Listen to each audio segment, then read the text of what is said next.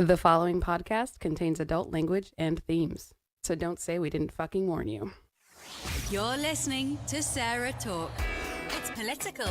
You could run a fucking pet rock against Donald Trump, and I would vote for the pet rock. Yeah. That's where we're at right Yeah. Critical. One of the things that drives me nuts as an atheist is that my polling location is at a church. And I don't necessarily have a problem. I'm not going to burst into flames walking into a church.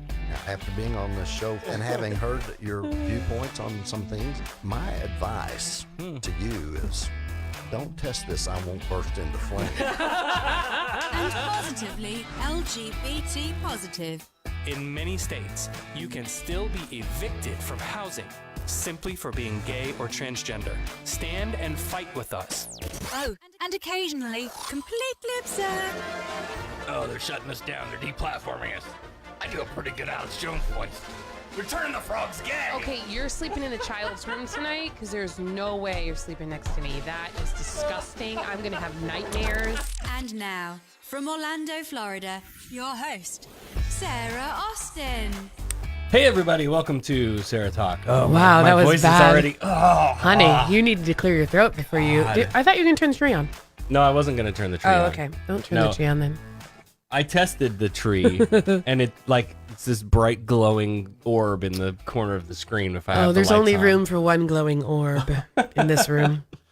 Okay then. My cough syrup of choice I mean, I'm tonight is orbish. rum. Well, got a couple. Guess. Oh my God. Oh, you're a mess. I am a mess. I've been sick. What do you want? Help me. Dan sent his germs all the way from Arizona to Florida. So tonight we have a guest. Then we're going to talk about a couple of news stories. I don't have a ton going on this week. I do. In the second half of the show, I'm going to tell you a little bit more about what's going on next week.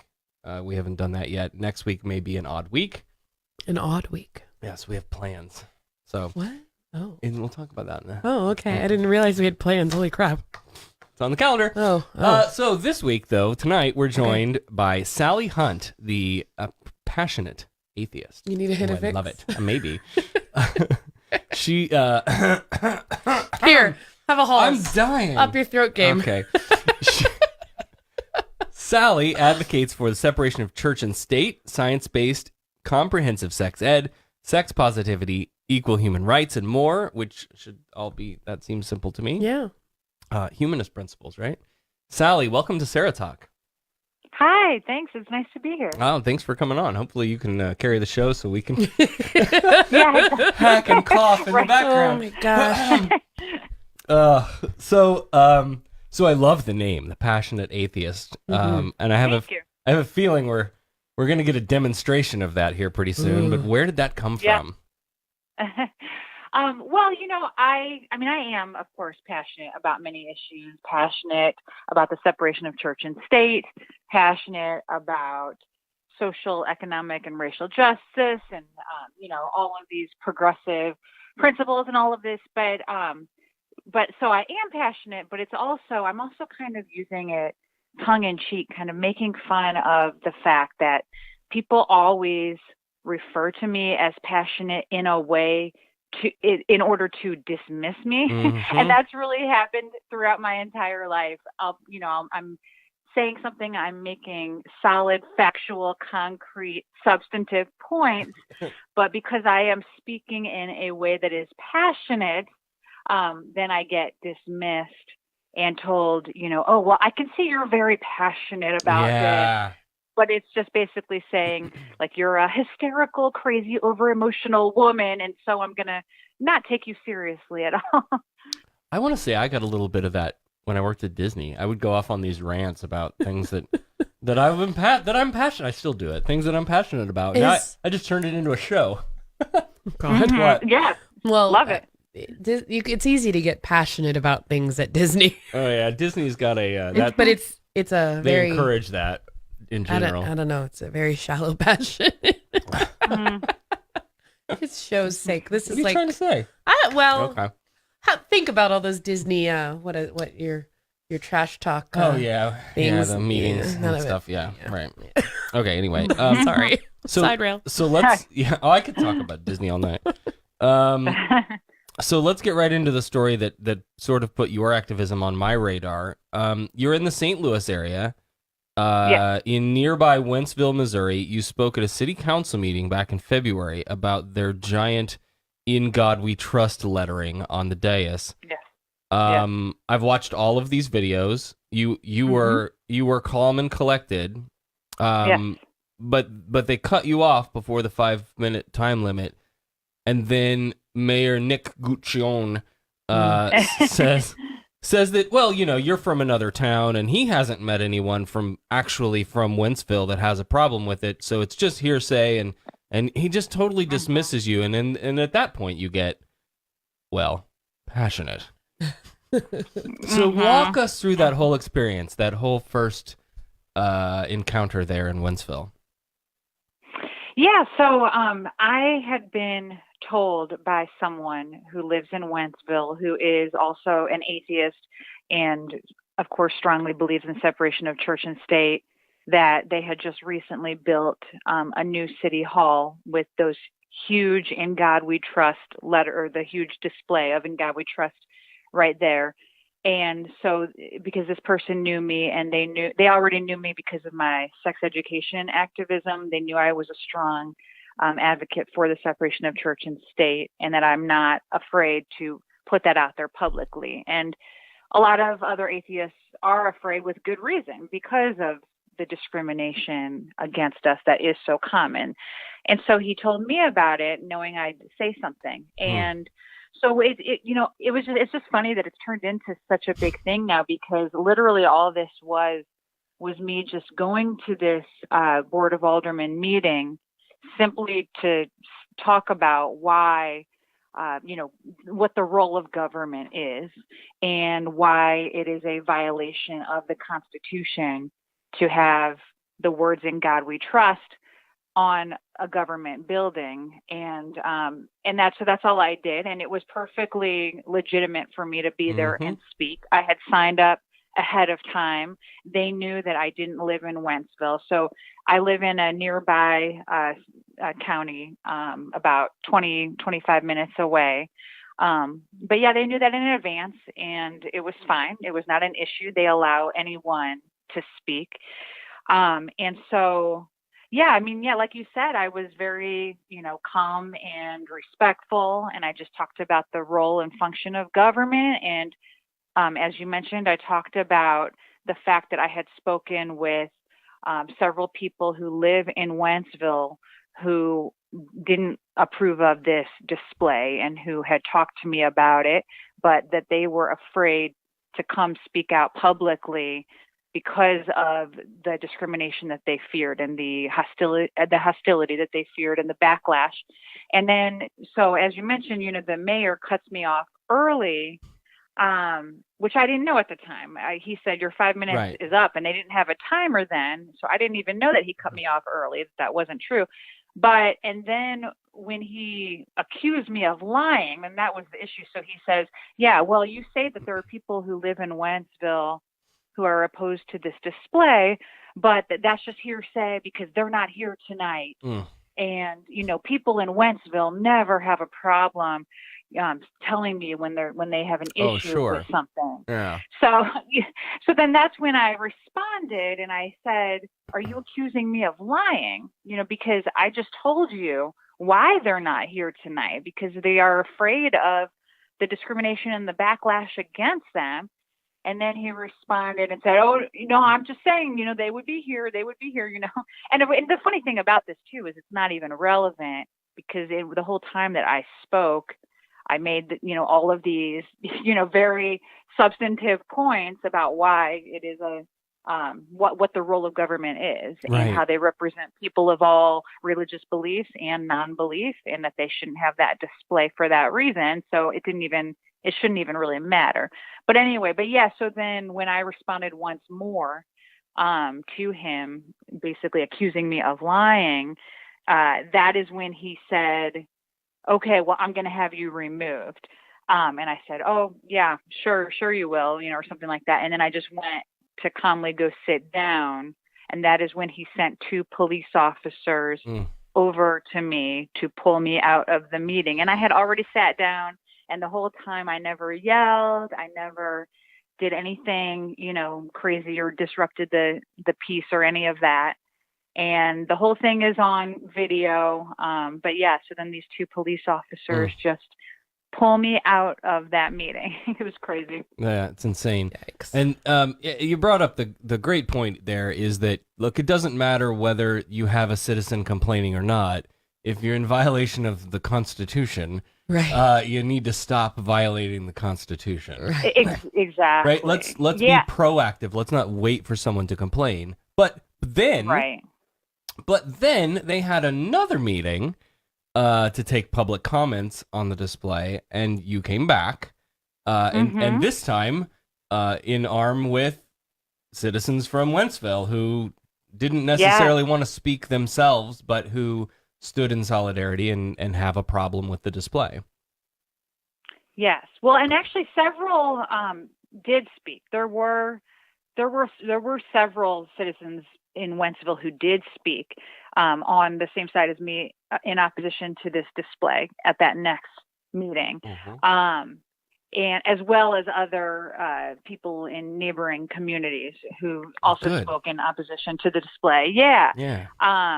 But yeah, it was interesting because at that next meeting, because that first one where I got taken out by the cops made it onto the news, and so it started getting attention. And then the next meeting 2 weeks later was just ridiculous.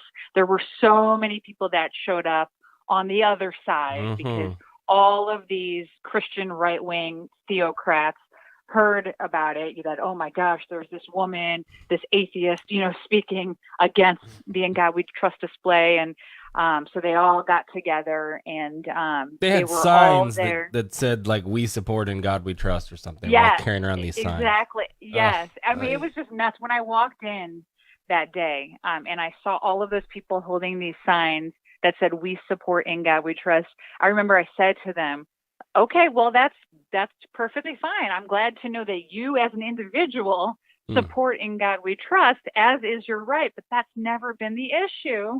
That's not what I talked about. You're allowed to support it, but this is about government. And it's like they can't wrap their heads around that it's different when it's the government. We talk occasionally about the big free speech battle. We just talked about it with the creators of Super Gay.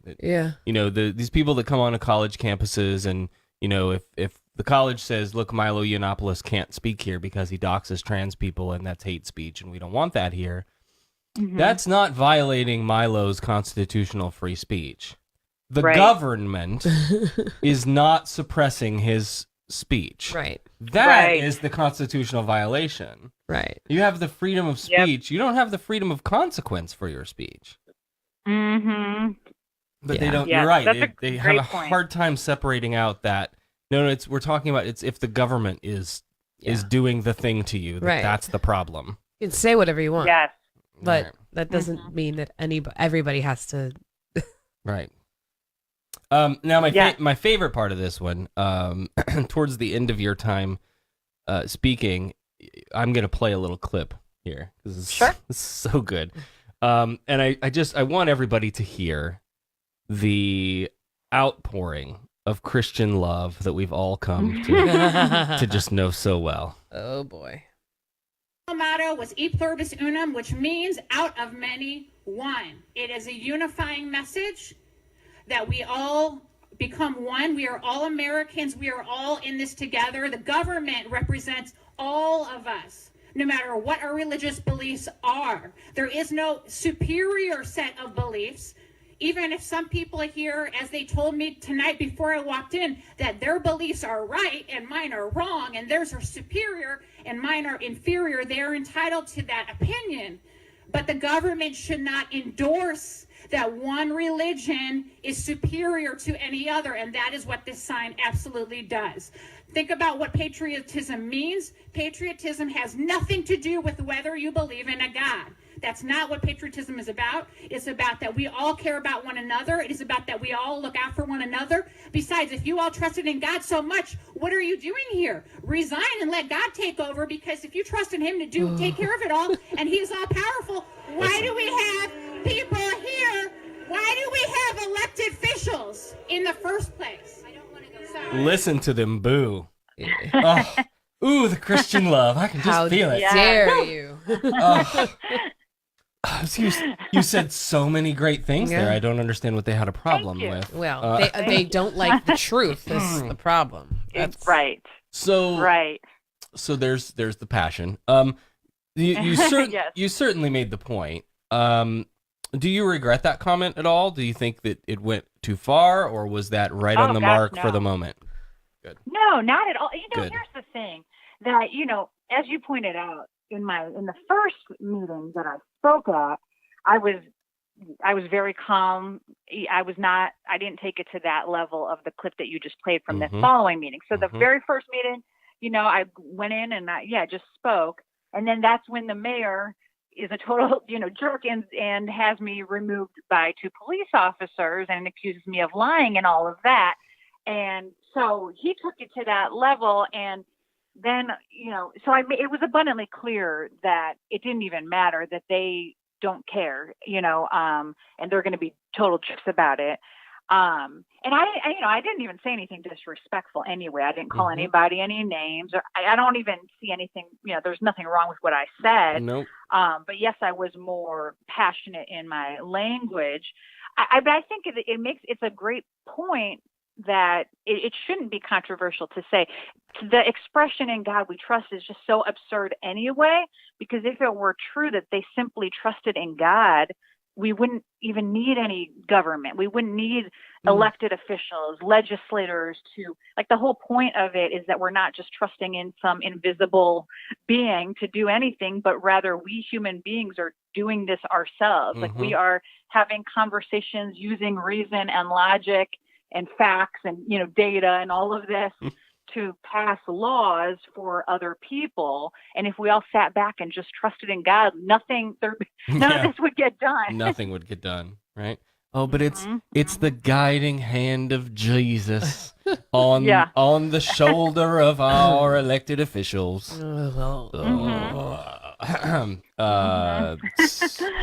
Speaking of preachery sounding terrible people, now another thing that happened during this time, Laura Ingraham brings you on her terrible Fox News show to basically talk over you and misrepresent your position and just about every fact possible. Yes. I want to play just a little clip. What she does. Yeah, exactly. And so I want to play a little bit of that too, Sure. if for no other reason than to demonstrate Laura's extremely professional interviewing style. Oh, yeah, lovely. Oh, yeah, she's so good. Hundreds of people rallied this week in St. Louis in a suburb called Wentzville, and they did it to support a display of the national motto, "In God We Trust," which hangs in their city council chambers. A woman protesting the motto was escorted out of the council meeting last month for exceeding her time limit, but not before she made her point. This has created an atmosphere of hostility and intimidation toward those who don't believe in a higher power. I think that is important for everyone to recognize. That woman, atheist activist Sally Hunt, is here tonight with her side of the story. Also joining us is Missouri State Senator Bob Onder. It's great to see both of you. All right, Sally, let's start with you, because that motto, "In God We Trust," really seems to send you over the edge, and I want to kind of figure it out. The understanding why you think it's the establishment of religion in the United States. Go ahead. Well, I didn't say that it is the establishment of religion, but it is certainly the endorsement and the advancement of religion by our government. So it should send everybody over the edge if they value the U.S. Constitution, and I do. Which it's very part important of it? to me. Right. Which part of the Constitution do you feel this violates? So the First Amendment Establishment Clause Right, which is makes why I it said very established clear, religion. and it's also being, well, it has been also interpreted. The Supreme Court Yes, has also I'm aware made of it the clear. Supreme If you Court. The if you Lemon look test. up, are you aware of the Lemon test? You are. Okay, so I am. Yeah, I according to the clerked on the Lemon Supreme test, Court. No. Just keep interrupting, lady. This is why I don't watch Fox. They just piss me off. Look, y'all, I did you a favor. I watched that whole interview. Oh, you got through it? So that you don't have to.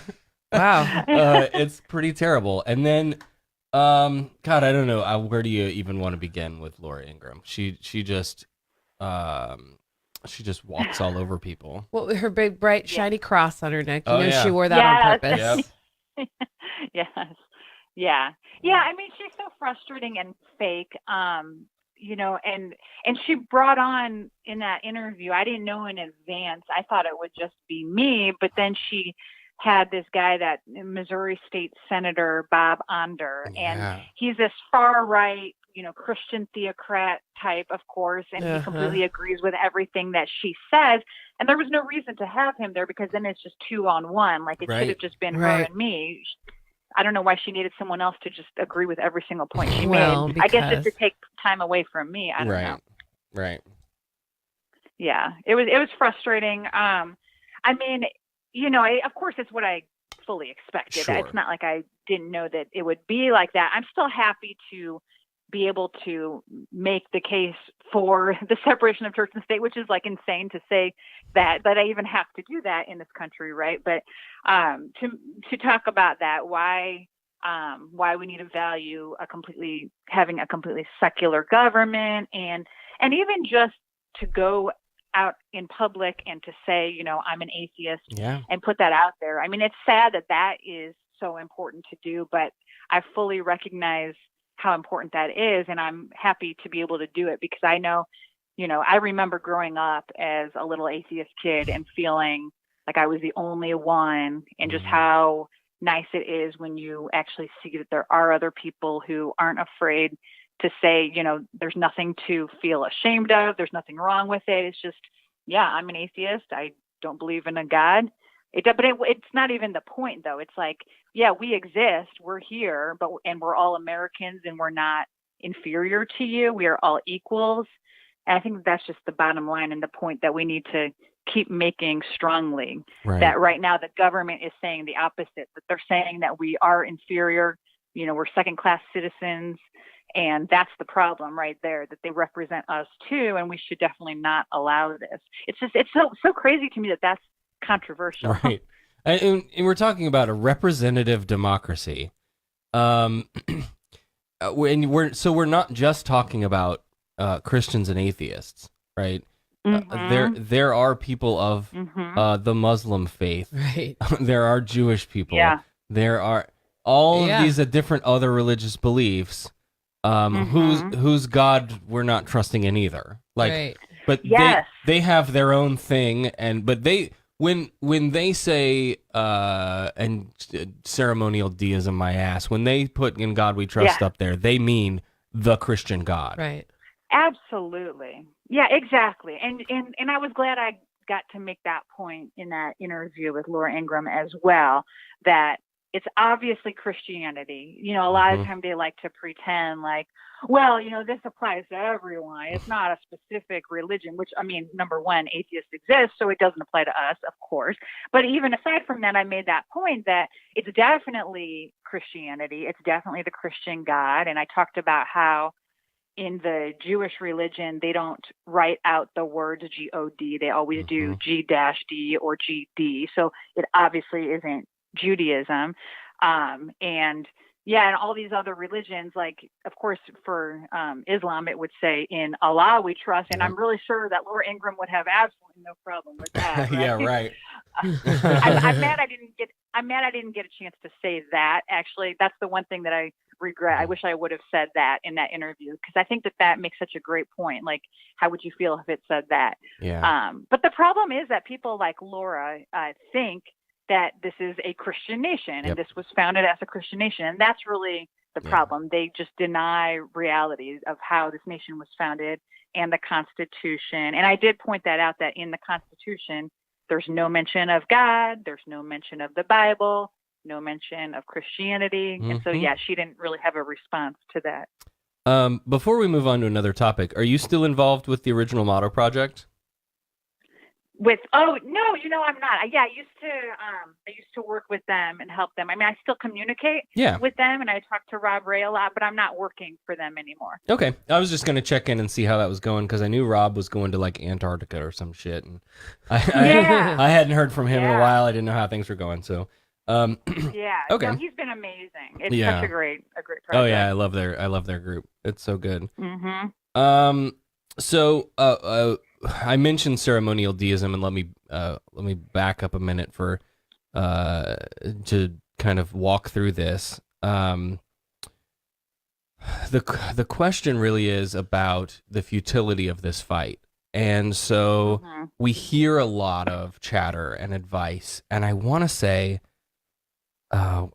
we talked about this with Tom Essel back in the summer from the original Motto Project. But so anyone who studied this for 5 minutes knows that the Aronow versus United States case about "In God We Trust" on our money. The Ninth Circuit Court of Appeals in 1970 ruled it is quite obvious that the national motto and the slogan on coinage and currency, "In God We Trust," has nothing whatsoever to do with the establishment of religion. Its use is of patriotic or ceremonial character and bears no true resemblance to a governmental sponsorship of a religious exercise. Now, of course, I wholeheartedly disagree with that. But as you've pointed out, like, belief in God has nothing to do with patriotism, and it's certainly not deism. It's definitely the Christian God, and we've done some deep dive and speaking into the Project Blitz. And so they're trying to further enshrine this into law. We've had here in Florida the "In God We Trust" on our schools thing that happened right after the Parkland shooting. Those fuckers! I can't believe they passed that garbage law. But the question then, I guess, is, so if the legal course has this kind of minefield of precedent, what else do we do? Is it challenging displays at the local level like this? Is that kind of the next best first step? What do you think? Yeah, well, I remember asking Monica Miller with the secular, the American Humanist Association she's with.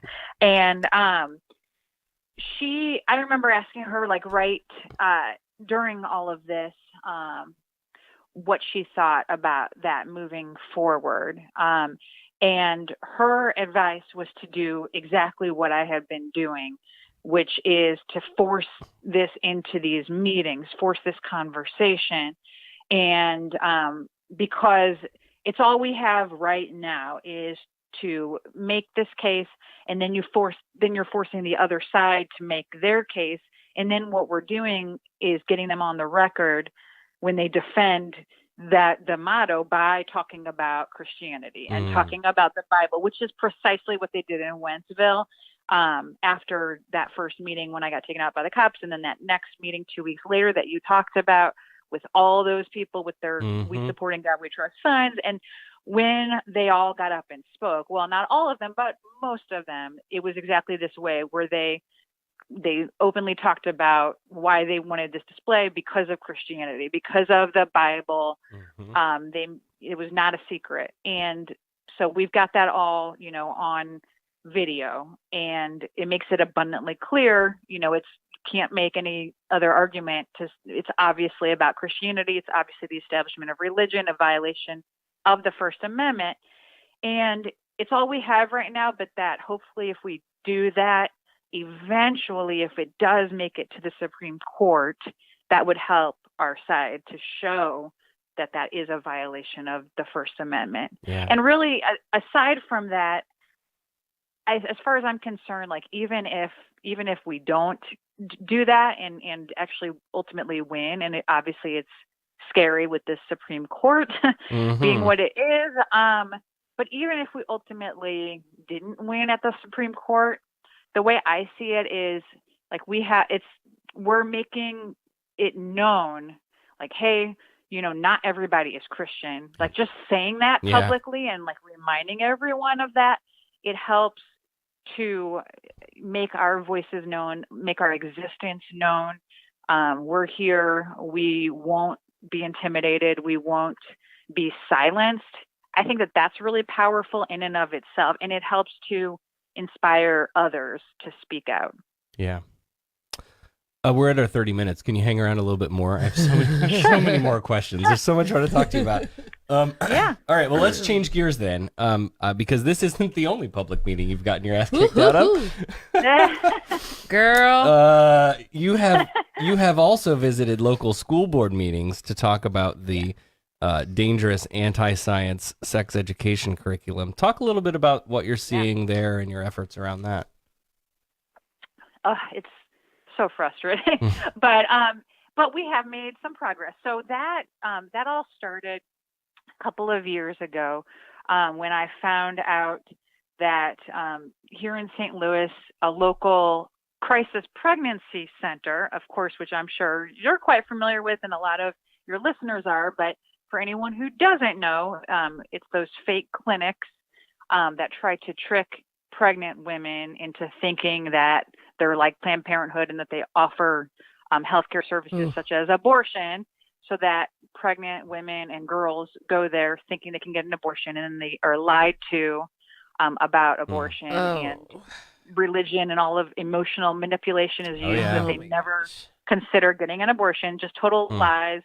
And those are, of course, Christian organizations, Christian fundamentalist, right-wing, anti-choice, anti-birth control organizations. So anyway, so one of those here in St. Louis, which is called Thrive, is in public schools teaching abstinence only, quote unquote, sex ed. Of course, it's not real sex ed, propaganda. But so I found that out a couple of years ago. I knew who Thrive already, I knew who they were. So then I found out that group was in, or I think I said six, I don't know if I said the right number, but they were at that time in 20 public school districts at that time. And one of them was my kid's public school district. And so anyway, so of course, immediately I knew that this was very concerning. And step number one was I was just trying to find out, what do they actually teach? Like, what is this actual curriculum that this group is teaching? And the name of their program, by the way, is Best Choice, of course, because they think the best choice is waiting until marriage to have sex. Yeah, because that's a thing. And the best birth control is pulling out. Okay. Oh my God. No, rhythm and cycle. Right. Yeah. Right. Yeah. Jesus, lady. Sorry. God. Yeah. Bernie fell over. Oh no. Oh no. Our little action figure. Okay, go on. Sorry.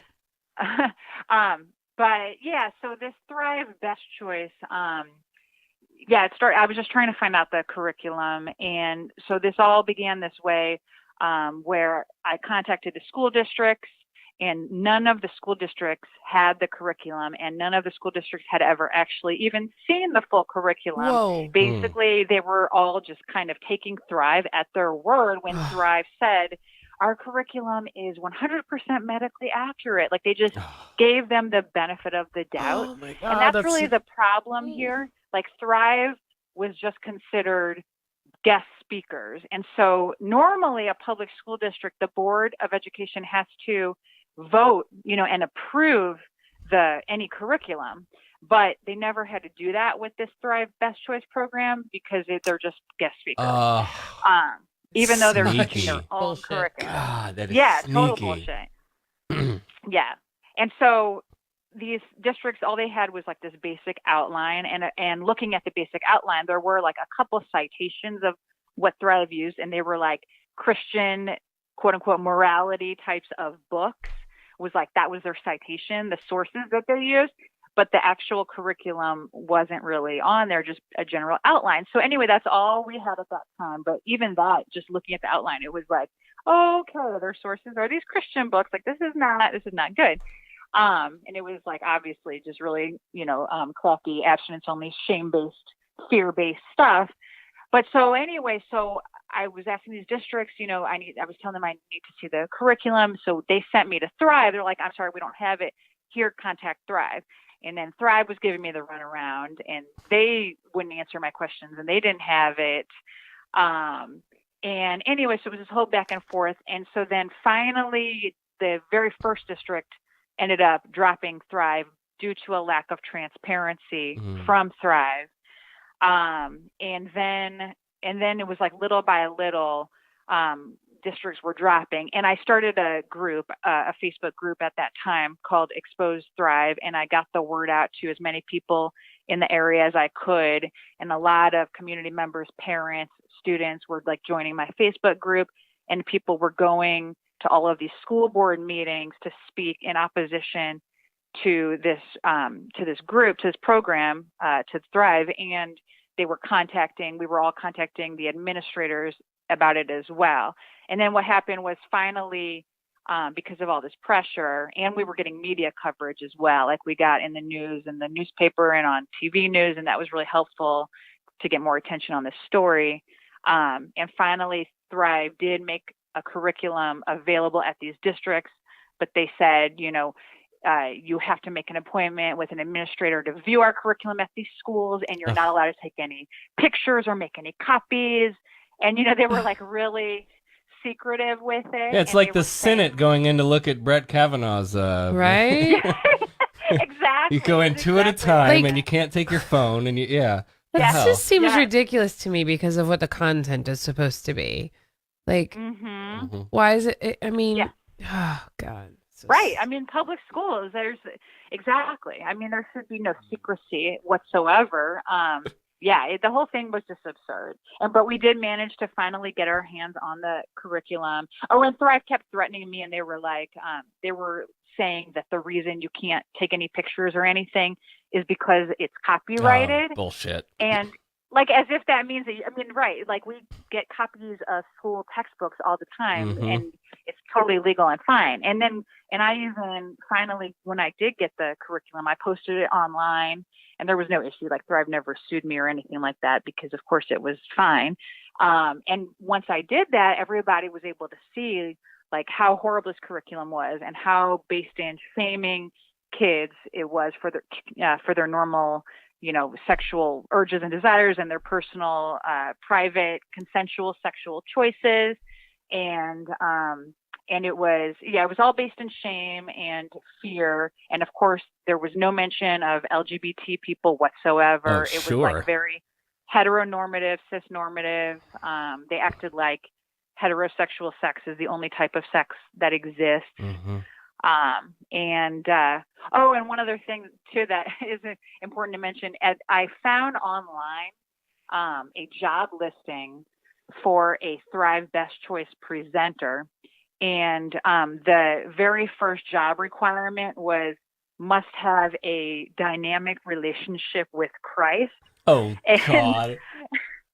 Yeah, and another. How do you prove that? I want to know. Oh, good question. Oh, that makes me think of a Chick-fil-A job interview.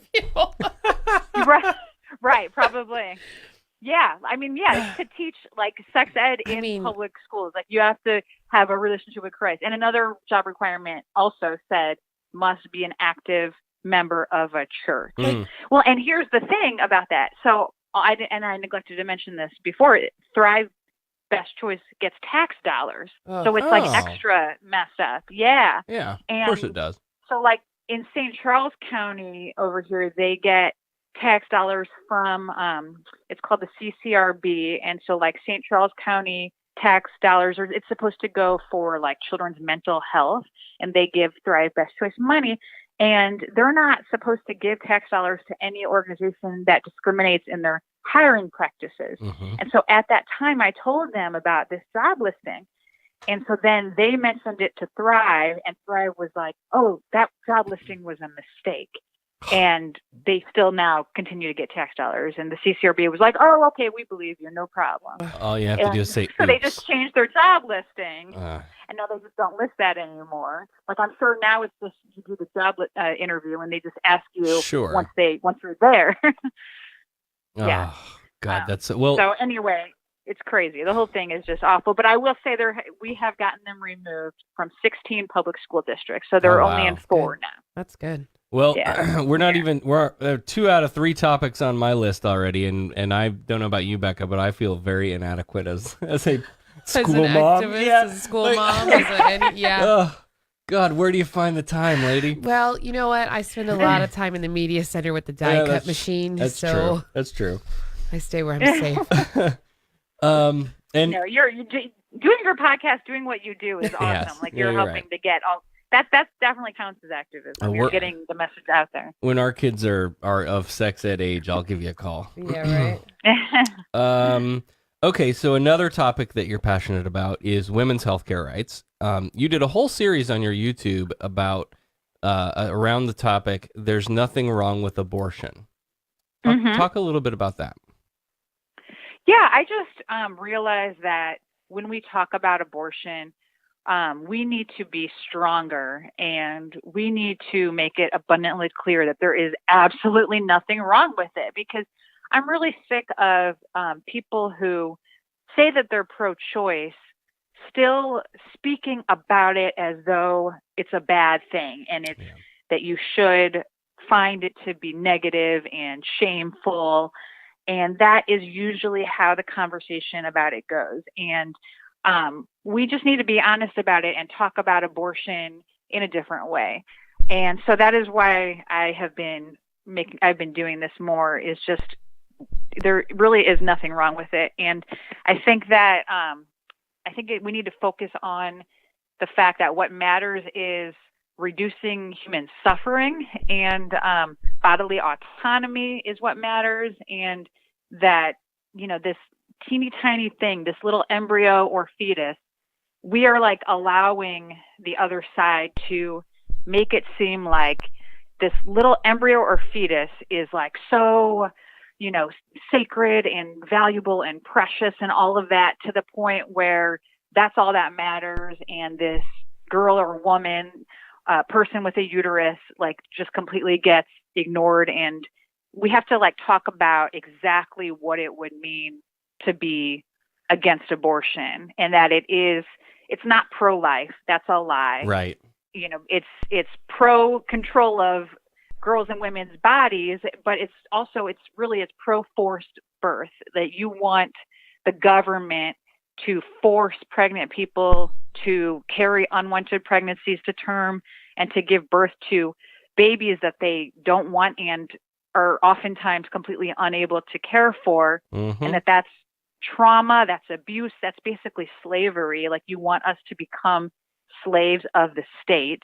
Yeah. And I think it always comes from this religious place.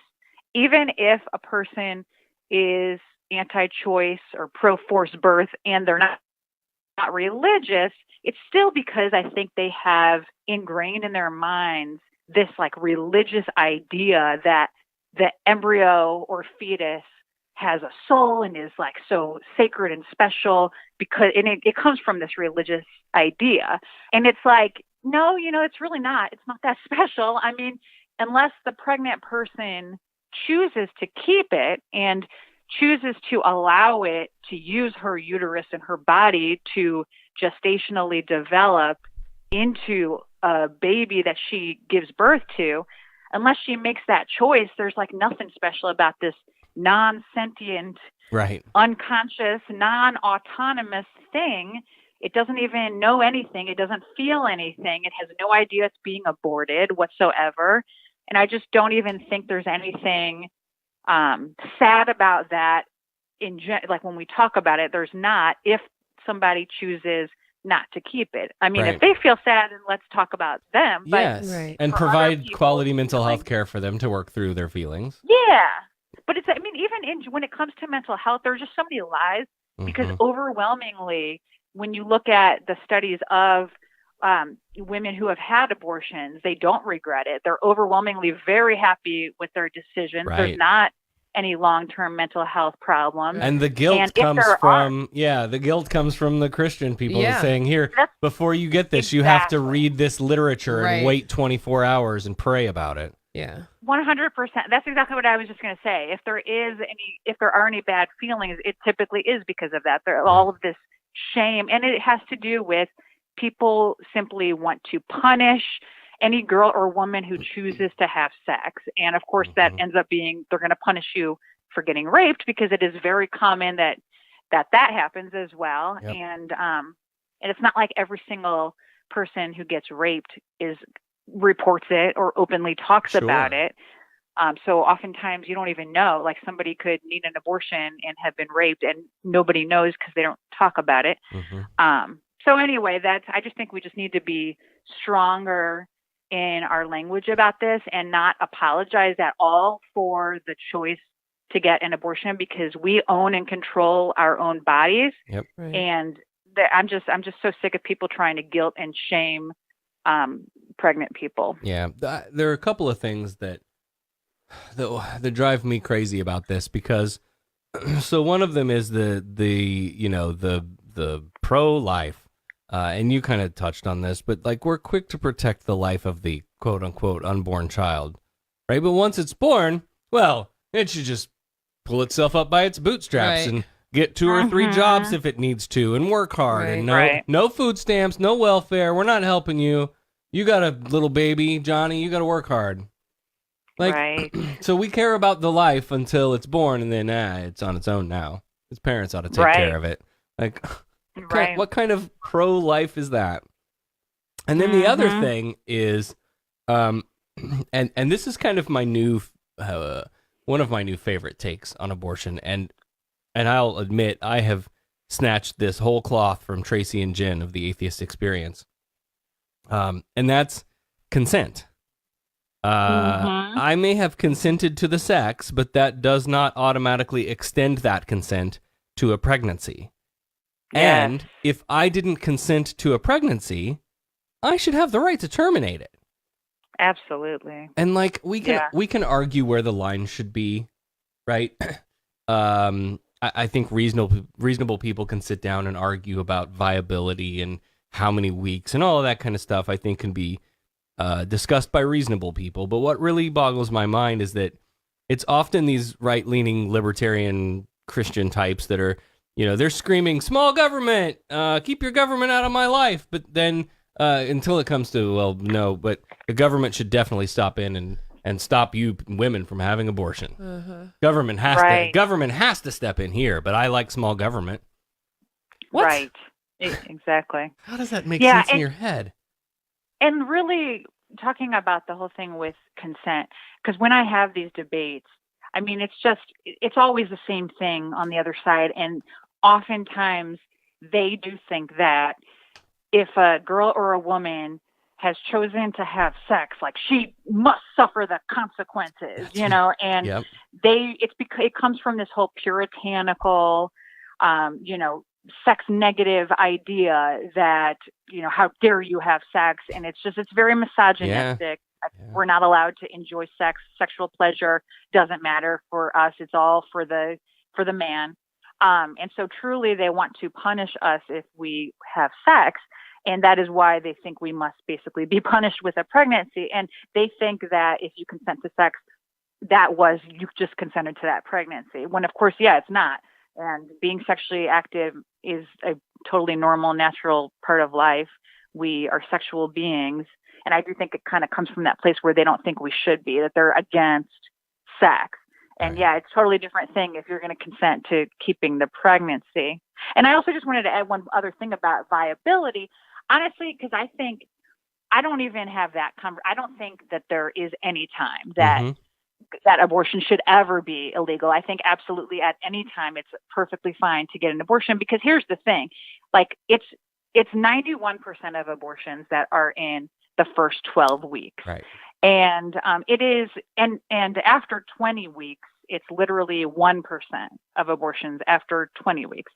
And it's so rare. And when it does happen, it's typically because there's a disease has been discovered, and that when you give birth to that baby is going to die slowly after it is born. And to go through all of that is just horrible. And that's usually why a late-term abortion would even happen anyway. Plus, it's not like the fetus suffers in any way, because in those late-term abortions, they euthanize the fetus first with a lethal injection. So it's just the same way that you get a dog or a cat put to sleep. There's no pain, there's no suffering. So I think I don't even that's a good think point. There should ever be that. It should always 100% be the choice of the pregnant person.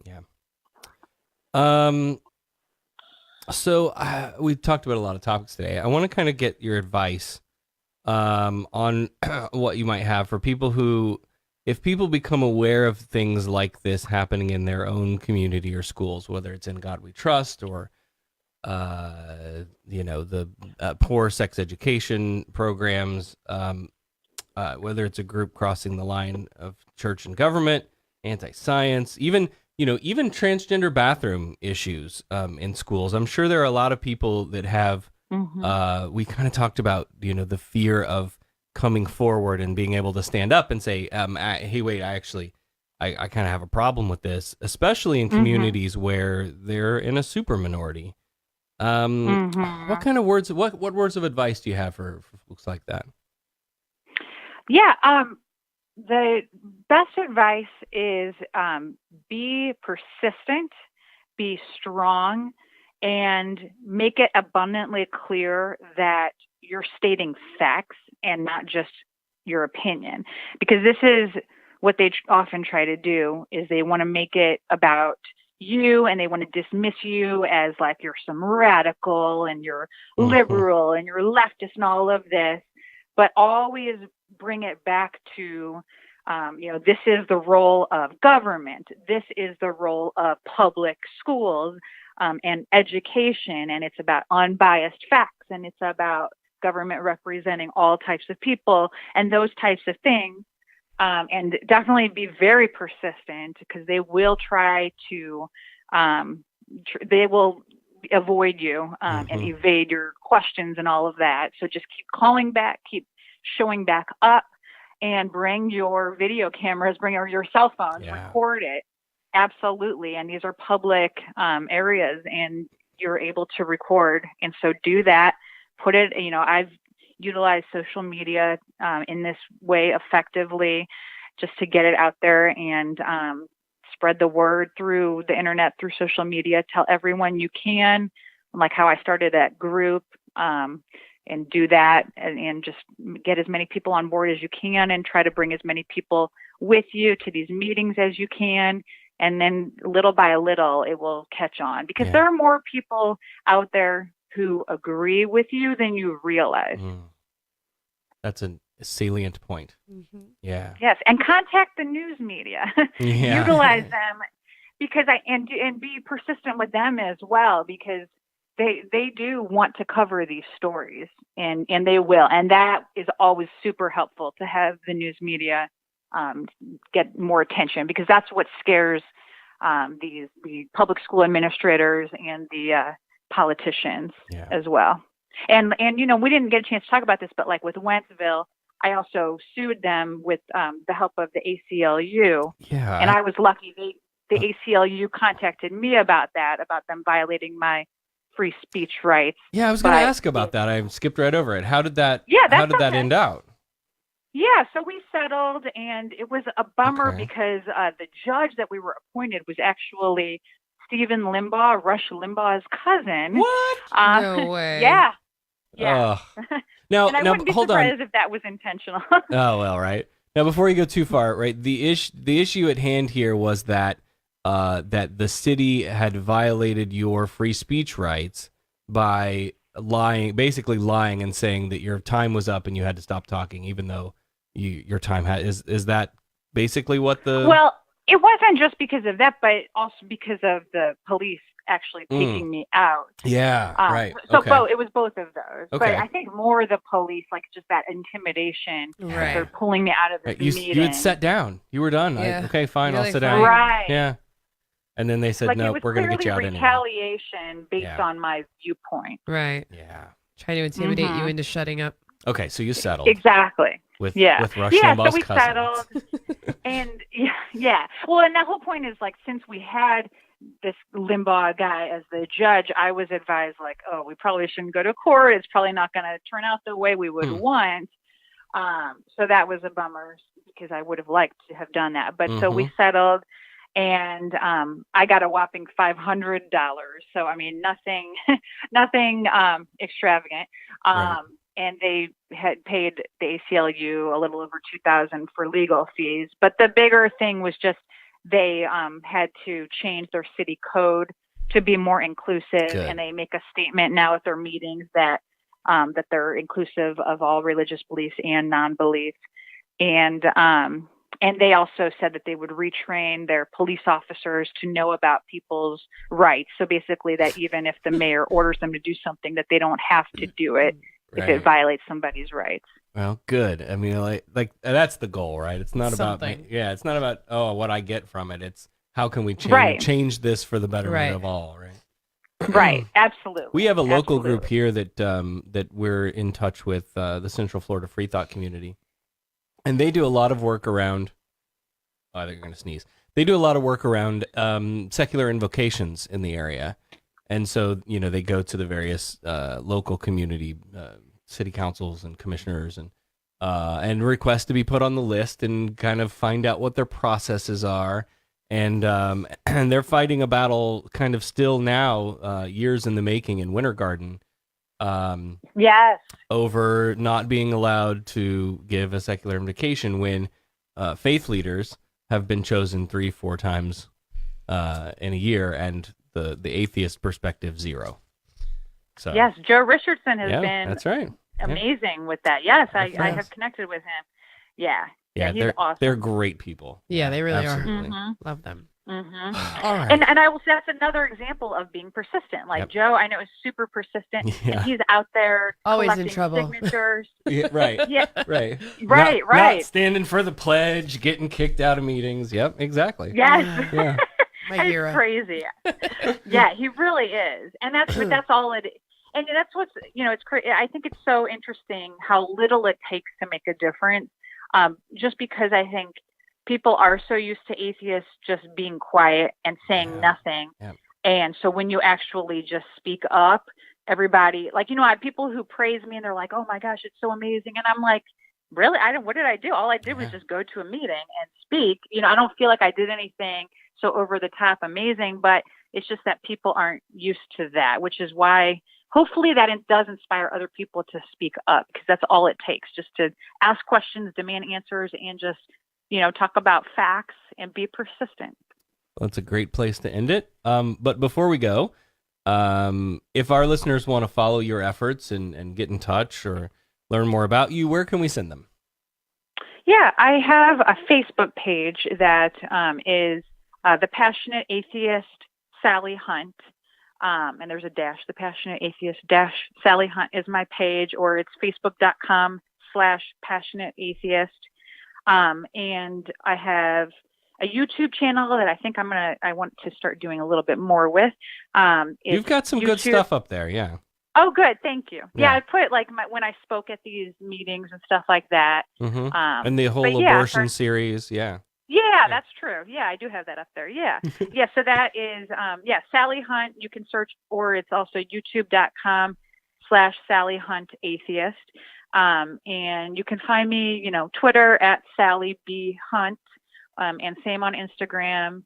And if you want to look me up on Facebook on my personal account, I'm always happy to connect with other atheists.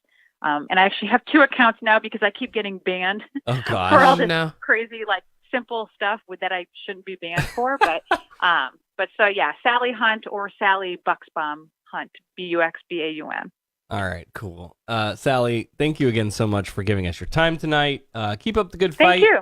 We'll keep in touch from time to time, see what you're up to. We'd love to have you back on. That would be great. All right. Thank you. I appreciate it. Our pleasure. Thank you so much. Absolutely. We'll talk to you soon. Bye. Okay. Bye-bye. All right, Sally Hunt, the Passionate Atheist. That's good. It was so great. Love her. She's wonderful. She's inspiring. All right, so here's what we're gonna do. We're gonna take a quick break. Very cool. Could shove some more halls down my throat. Yeah, I'm gonna run and get I'm going to run and get ice. You're going to huff halls or whatever that is. And they want to know in the chat. It's a Vicks vapor inhaler, I promise. Mm-hmm. $4. And if the computer dies again, it's already died once tonight. Insanity. No, I almost said GoFundMe. GoFundMe. Jesus Christ. Patreon.com/SarahTalk. Help us get a new computer. And Dan, I promise I'll buy a Mac. How about that? I'll make the promise right here tonight. What? I'll buy a Mac. Wow. That's something, people. So we'll be back if the computer keeps working after this. Hit the screen, God, lady. I don't know what I'm doing over here. I'm done.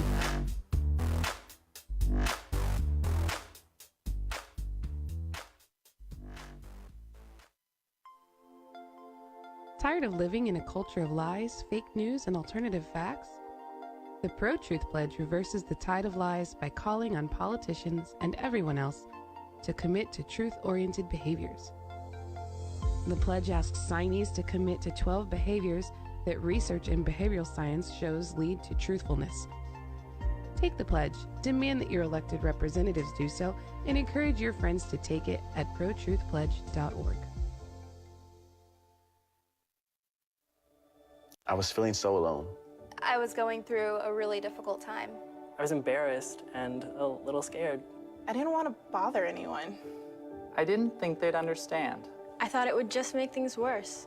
It was tough at first, but I did it. It ended up taking a huge weight off my shoulders. I feel a lot better. I'm glad I asked for help. I asked for help. I asked for help. I asked my aunt. I asked my dad. I asked my teacher. I asked my mom. I asked the Trevor Project. Now, I feel like I can get through this. I know that I am brave. You can do this. You can do this. Ask for help. Ask for help. Ask for help. Ask for help. Ask for help. Whatever it is, ask for help. If you're thinking about suicide or need support, call the Trevor Lifeline at 1-866-488-7386. Trained counselors are there to help 24/7. Ask for help. Hello, my friends. This is Sister Mary Atheist of the Church of Religious Avoidance down here in Bumblefuck, Alabama. Now, my friends, my people, my brothers and sisters, do you feel lost? Do you feel that swelling urge to be a part of something better? Well, let the word of SarahTalk help you. If you've never known the word SarahTalk, learn it, live it, love it. Can I get an amen? No? Good, 'cause we don't do that shit around here. My friends, we must all remember that the good word of SarahTalk doesn't happen for free. So get yourself over to patreon.com/SarahTalk and help us spread the word. Plant that seed and help it grow into secular, peer-reviewed empirical evidence for the good of all. In the name of the Sarah, the Becca, and the science-based podcast, amen, hallelujah, and holy shit.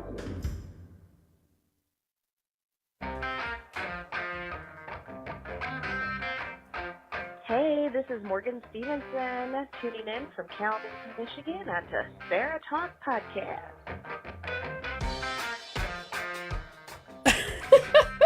Can you quit huffing your cocaine there? Knock it off. Listen, I am congested. I'm trying not to.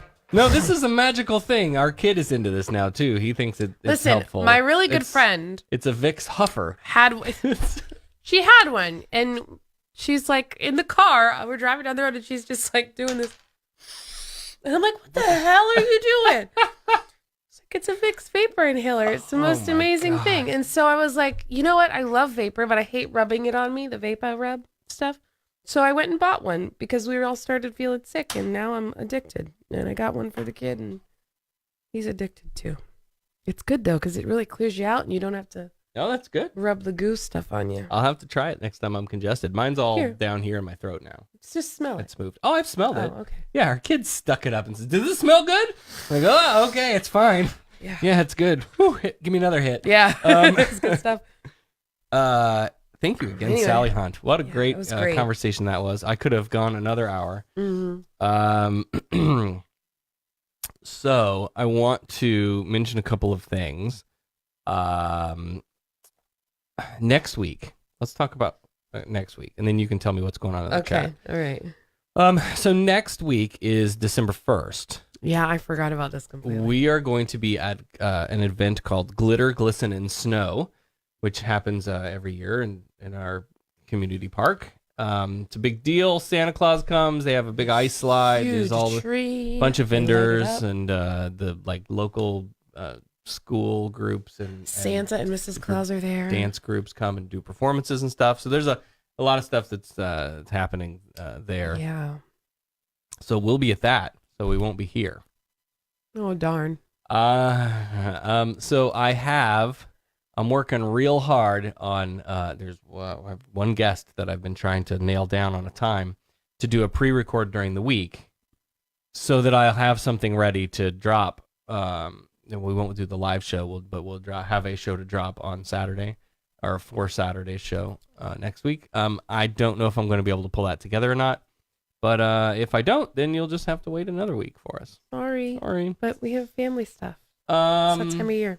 Also, if for those of you new to the show, you may not have heard the SarahTalk Holiday Christmas Spectacular, Holidays for Heathens. Oh, yeah. My intent with that was to re-release it every year as like an annual tradition. So that's a Christmas morning episode that you're supposed to listen to Christmas morning. Yeah. It's my gift to you, and you can unwrap it. Every year. I have sent that off to have the script kind of looked at and tweaked. And I won't tell you any more about it until I know whether that's going to go forward or not. Ooh. But yeah. You'll have to tell me tonight. Someone you might know. Oh, now my head's spinning. Thoughts there. Okay, so in the chat room. Yes. Victoria says, I missed this one. Quick break so Becca can find a small mirror to put her Vicks on. God. You guys are horrible. Dan said Mac forever. Hashtag Mac forever. Victoria says, breaking news after rejecting presidential pardon. White House turkey now cooperating with Mueller investigation. Oh, that's great. And then Dan wants to know, will you live stream the midweek episode? I might. I probably actually, so let me tell you. That's probably not a bad idea considering with the way the computer has been acting, the live stream has been the backup audio for, because when the thing crashes, it doesn't like auto recover the first part of the show that I had already recorded. Right. So it's just lost to the world. Y'all, I don't know if y'all noticed it if you were watching in the chat, but the computer did crash right in the middle of that interview. Yep.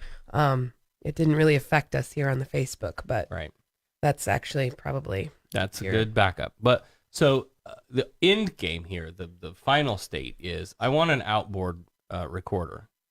I want a device I can put in the rack that will record to that rack unit separately and not the computer. Right. And then I can use the computers for other things. Right. But and then I can just import that file into my processor, the DAW, and edit it and do what I need to do. And that's my ultimate goal. But we can't afford that. So patreon.com/SarahTalk. Dear Santa. Need a new okay. So all right. So there's some news stories that I want to cover, and I'm going to try to mix in. I had a couple to talk with that I wanted to kind of sprinkle into our conversation with Sally, but it was just so good I didn't want to interrupt it with like, oh, and by the way, right. So and they were topical, they were on target for the things we were talking about. So let's go back and pick those up real quick.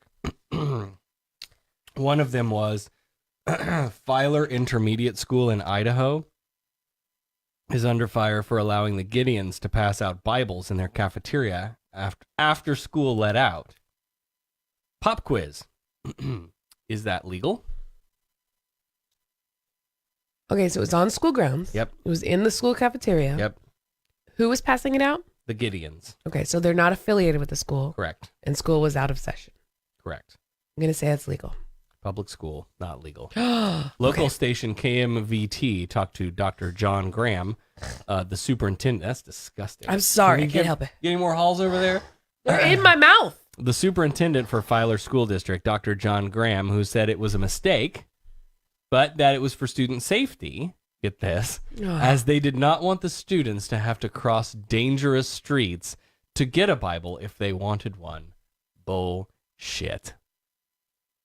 Quote, "We did not purposefully break the law, but we may not have followed it exactly the way it is.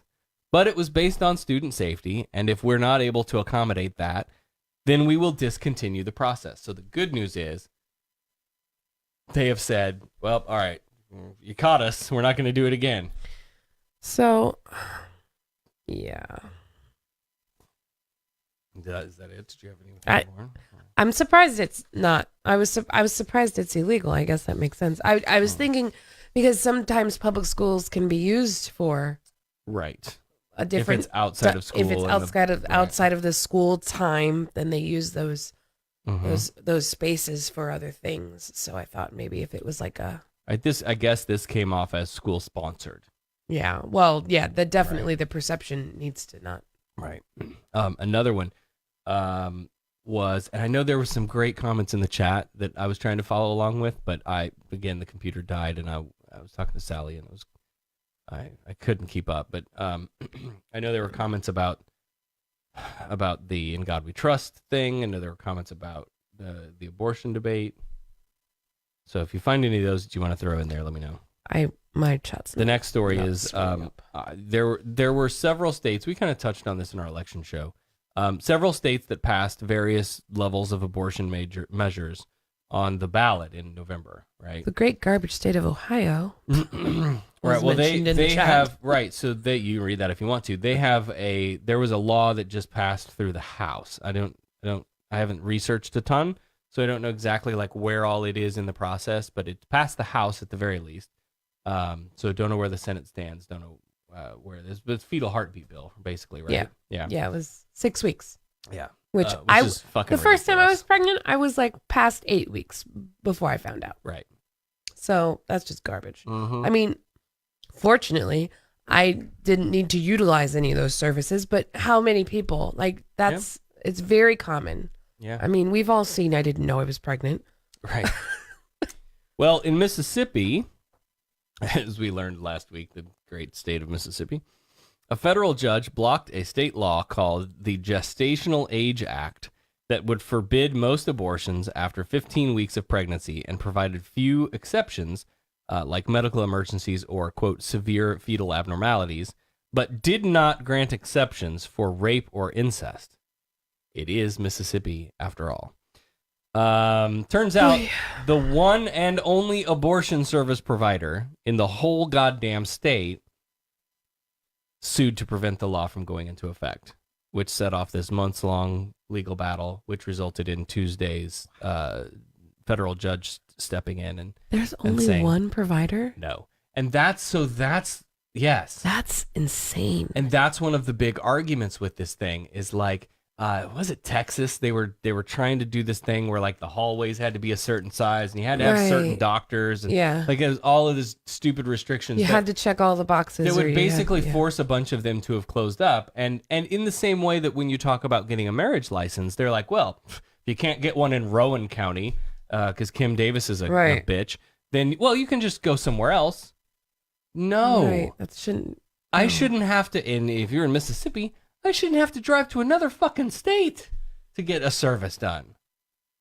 A medical procedure performed. Listen, we have a hard time going to the dentist because our dentist is 40 miles away. But there's a dentist right up on the corner. It's not that they're not around. But like, you know what I mean? Like, but this is something this is a very serious thing that that makes my heart hurt for those people that need those services and can't get them. Well, again, the good news here in this story is that the federal judge stepped in and said, no, you can't. Come on, guys. You can't do that. That's not. In fact, that's the best part of this story. Judge Carlton Reeves in the ruling wrote, quote, the state no, not that Carlton.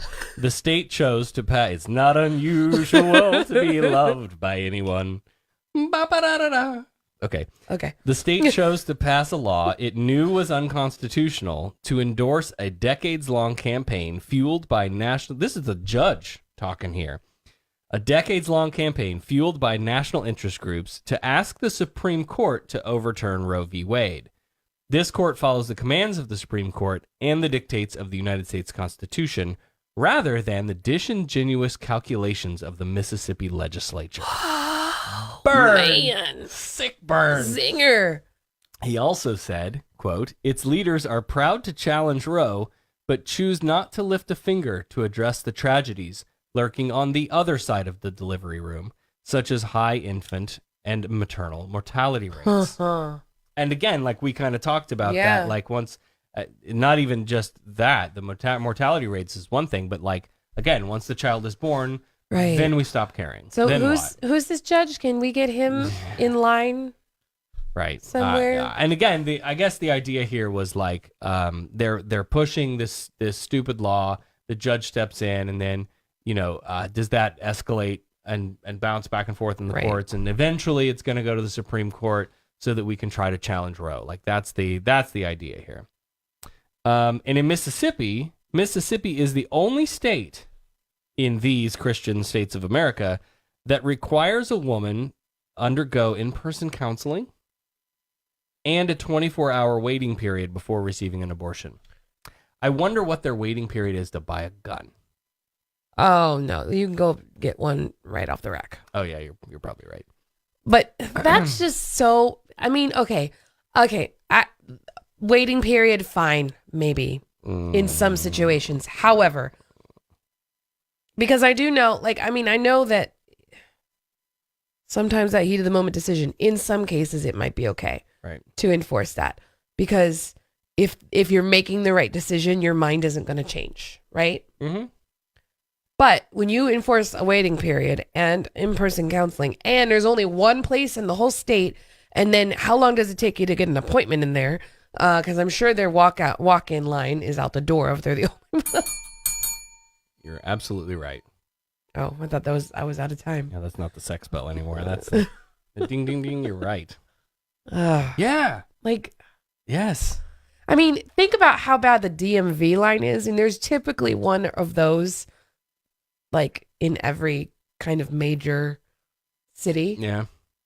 Across, like, the lines at the DMV are bad. How bad are the lines are going to be at a place like this, where they're not just lining up for abortions, they're lining up for their, you know, other types of medical care that they can't necessarily get in other places. Right. And again, the idea is that, like, who's making these decisions? Old white men. Right. Well, no, but you're right. Like, who?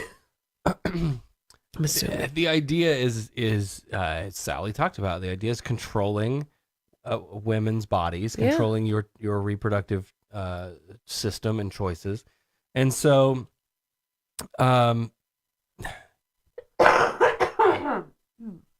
Sorry, everybody. I'm not editing. I'm really sorry. I may not edit this. You might not be able to. That's how I feel. No. So, but that's where this, like, well, you have to read our pamphlets and go to counseling and wait 24 hours. That's laws passed by the old white men in the legislature. Yeah. Because they think, well, if we can't outright ban abortion, we can just make it real hard for them to get it. Make them, maybe if we'll to tell them about Jesus, maybe they'll change their minds. If they knew about the life and the heartbeat and the conception, then they would change their mind. Dan says, how dare you reassign the meaning of the sex spell? Nope. Okay, fine. Yeah. We sometimes use it for, like, well, we haven't done a news quiz in over a year, but we used to use the bell sound for the quiz game. Okay, so to end the story, Judge Reeves, I haven't even started my list for segment 2. This was all the stuff we were supposed to talk about. And I have a poll tonight as well, so you're dancing the poll tonight. No, I have a listener poll. Oh, okay. I wanted to say something about you and the listeners poll, but okay. Judge. There you go, Dan. It was going to be something along the lines of, well, mine doesn't exactly work very well anymore, so go where you can. Judge Reeves also said, quote, the fact that men, myself included, are determining how women may choose to manage their reproductive health is a sad irony not lost on the court. This guy. Now, you're not supposed to do like judicial activism from the bench or No, whatever, but that's pretty close to the line there, I think. Sign that guy up for the Supreme Court. Seriously. Brett Kavanaugh? Okay, moving on. All right. Now, I want to talk about this story of the Christian missionary who was killed, and I shouldn't be laughing. I'm sorry, it's terrible. Who was killed this week by This is like a hot debate on the Facebook is. That's why we had to web. talk It's about like it. I keep seeing all these posts, and I'm like, damn. So, Christian missionary killed this week by the indigenous people on the island of North Sentinel, which is in the Bay of Bengal, sort of between like India and Myanmar. The Sentinelese people are an isolated, endangered tribe who are hostile to outsiders and are protected under Indian law, which prohibits any contact or travel onto the island. So basically, this guy booked some fishermen to drop him off on the island to spread the gospel of Jesus. The natives come out, fill him full of arrows, and then the next day I guess the fishermen came back and they found his body like laid up on the shore, probably as a warning to other outsiders, like don't fucking come here. So that was the story that broke. Then the follow-up story. A religious nonprofit, International Christian Concern, which tries to draw attention to Christian suffering around the world, wants the locals to be charged with murder. Oh, my God. Yeah, because anybody that comes near that island is going to get it. So how are they going to even... They don't seem to mind the guy was there illegally. They don't seem to mind that he could have introduced diseases to the people and wiped them all out. All they see is a poor, persecuted, murdered Christian who was simply trying to spread the good news. Hey, where was God? Right? Obviously not protecting him. Yeah, why didn't God's hand come down and block those arrows? Protect him from the arrows. I read that book. That happens a lot in the book. Yeah. God comes down and protects his He favorite was people. truly meant to be there. God would have protected him, right? Yeah. And it would have shown them that their arrows can't kill this guy, so they must let him in. Right. To tell them all of the things he needed to tell them. Nope, didn't happen. So talk about the debate that's raging on. Oh, just everybody's all up in arms in this. And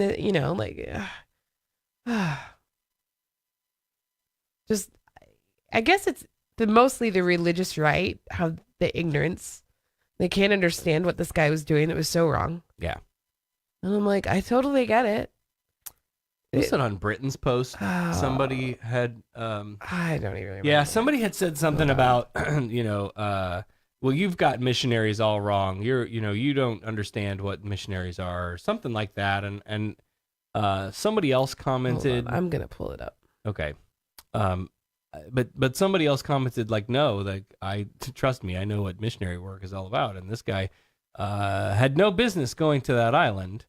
But my comment was, and then you can fill in the gaps. My comment was more around, like, look, I have family who does mission work.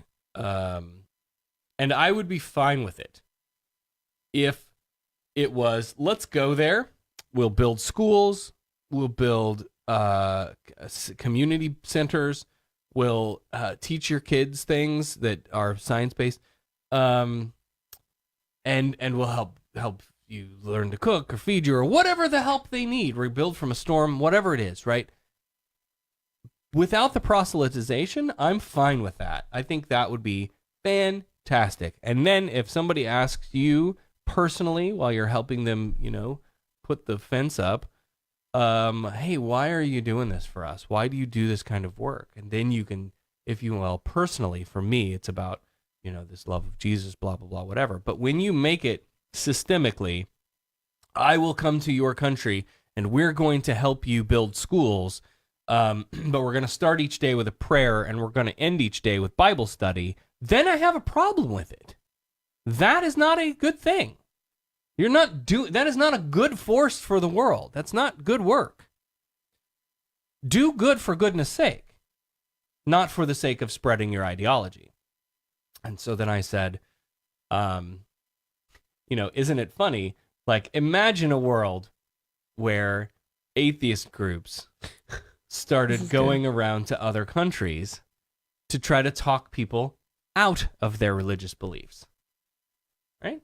Imagine that. Imagine if there were atheist missionaries. You have 3 seconds. Name the first group. Name the first group that would pitch a fit and bitch and moan if that were to happen. 3, 2, 1. Christians. Yeah.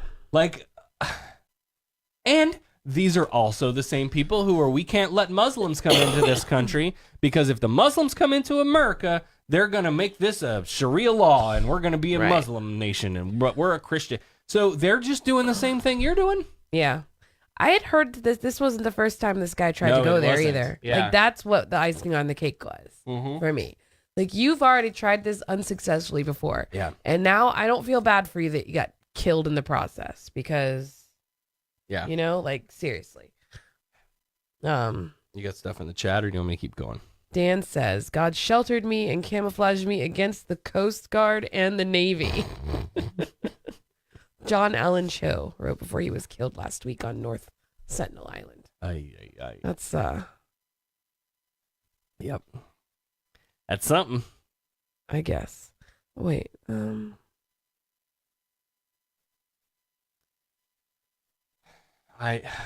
people are feeling bad for this kid, and I don't feel bad for him. Dan says atheist missionaries are also known as scientists. Yes, amen.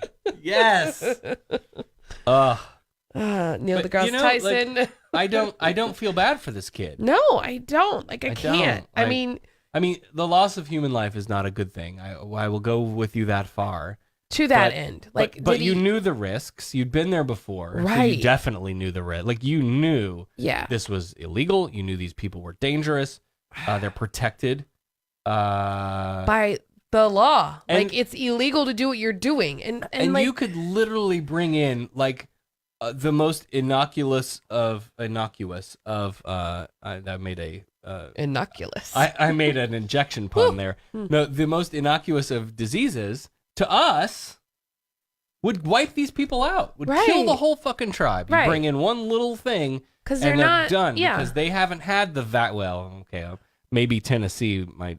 Don't go to Tennessee without vaccines, but you know what I mean? Like, we have built resistance to various diseases. We have vaccines. We have science and medicine, and these people do not. And so, hey, anybody remember smallpox blankets? Right. Okay, let's move on. I can't. I'm done with this kid. He's an idiot. He shouldn't have gone there. The end. And if you feel for him, I don't know what to say for you. I feel bad for anybody who's related to him who now has to deal with, that's my blood relative. Like, you know, like. Yeah, but okay, I was done, but now I'm not. There's so much in the online community I'm seeing, like on social media, I'm seeing a lot of Christians that are like that you know, he's a martyr. They're supportive of this kid. Which is but that's what they're gonna do. Sure. Because he was doing God's work. Right. He was moved by love and faith or whatever nonsense. Right. But you know what? He still broke a law and he still paid the consequences. And you know, let's end it on this. Victoria says, let's not forget, in God he trusted. Yeah.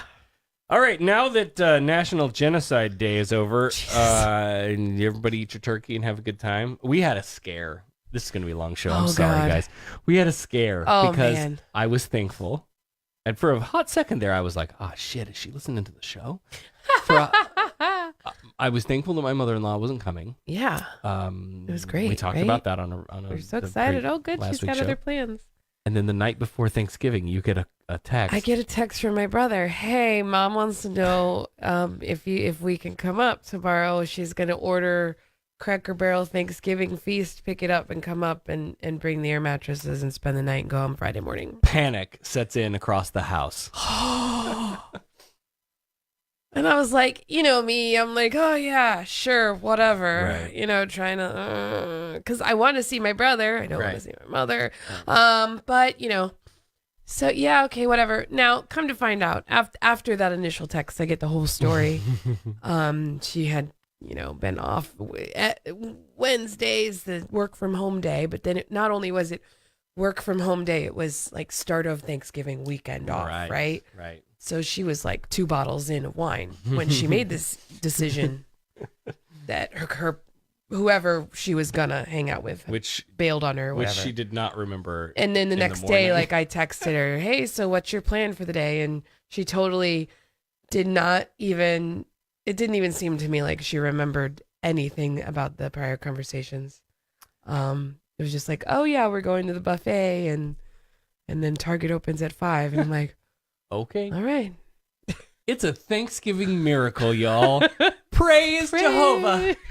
Okay. You're horrible. I put my hands up too high. I bet nobody could see them. Oh, Yeah, well. I'll remember to do it down here next time. Okay. So now that National Genocide Day is over, it's time to wind up the war on Christmas. In a world on the brink of chaos, Why were the shepherds in their fields in winter? as faith wavers, I'm just not sure we should do the whole church thing this year. one man will make a journey unlike anything you've seen before. Where's your tree? Dude, I'm Jewish. This holiday season, a savior will rise up, Oh, honey, Santa can't afford the new Xbox. and a religion will fall. We're saying Merry Christmas again.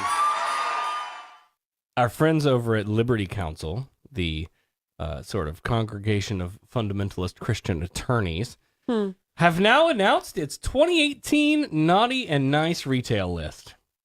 Oh, Now, yay. if you weren't listening this time last year, we talked about this I totally missed this. last year on the show. Matt, you missed it last year? No, I missed Oh. this year's. Of course I. Okay, so what they do is they monitor and research various retailers to see how friendly they are to Christ in Christmas sort of language in their advertising, store displays, and other marketing. So let's take a look at the list, eh? Hey. All right. So Hold on, I gotta make notes when to go shopping. And I didn't break this out, but there's it seems to be that there's not a very solid plan here. Like some people make the nice list who barely use Christmas language, and then there are some people who make the naughty list. It's just very little rhyme or reason to it. I really think that somewhere, if you had the resources to really do the deep digging, you would find a money trail somewhere. That's just my conspiracy. Maybe. Theorist. Put your tinfoil hat on there, Alex. Just a little bit. I mean, money.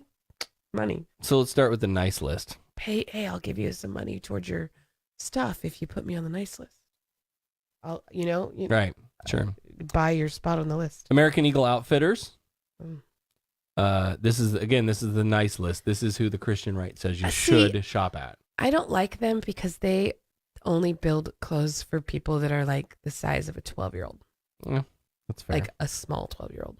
Okay. Go on. Bath and Body Works. And I'll read some of these. When navigating to the Bath and Body Works website, immediately shoppers are met with Christmas cheer. The website is decorated for Christmas, and shoppers are encouraged to find out what Christmas smells like. This company is clearly not afraid to say the word. And they're saying literally the word Christmas. Contact Bath and Body Works and let them know how much you appreciate their views on Christmas. You have Bell's department store, Belk, Best Buy.